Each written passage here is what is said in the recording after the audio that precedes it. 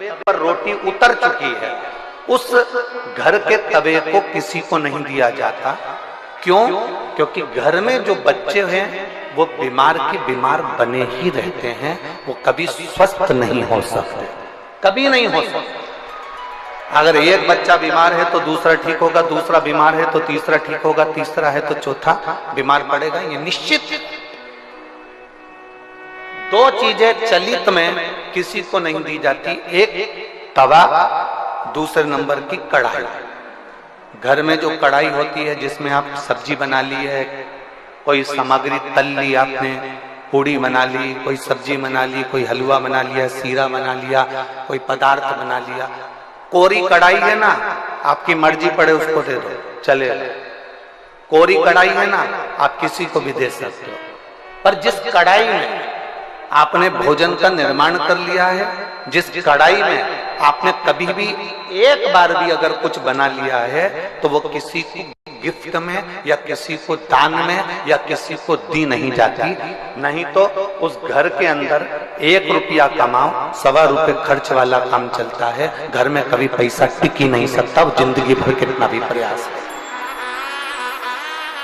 वो अपने जीवन में कितना भी प्रयास कर ले, घर में पैसा नहीं टिकेगा। वो भले कुबेर का खजाना लेकर आ जाए, चाहे वो दुनिया का भंडार भर कर ले जाए, पैसा आएगा जाएगा, घर के अंदर टिक नहीं होगा।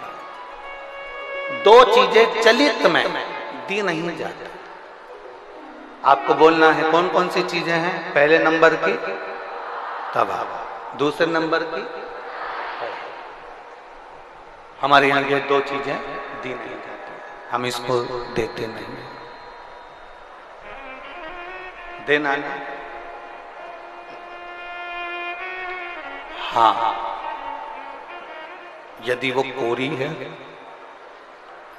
उसमें ना रोटी बनाई गई है, ना उसमें कोई सामग्री बनाई गई है, अगर वो कोरी है तो आप दे दो। पर यदि एक बार भी अगर वो प्रयोग में आई है तो वो नहीं, उसको देते नहीं, उसको दिया नहीं जाता। शिव पुराण भगवान शंकर का पावन चरित्र कह रहा है।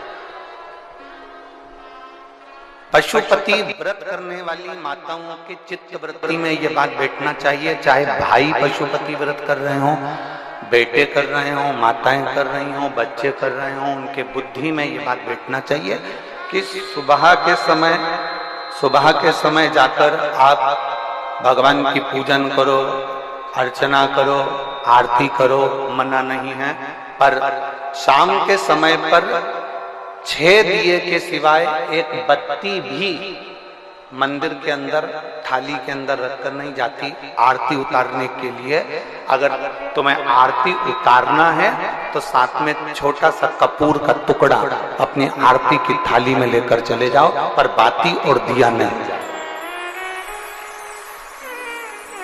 बाती और दिया नहीं जाए।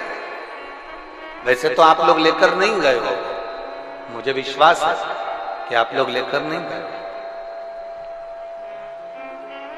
और लेकर गए भी होगे तो उसका फल आपको फिर प्राप्त नहीं हुआ होगा। तो आप लोगों ने दूसरों से कहा होगा हमने तो करा पर हमें फल नहीं मिला। उसका कारण केवल इतना है कि आप उसका फल प्राप्त नहीं कर।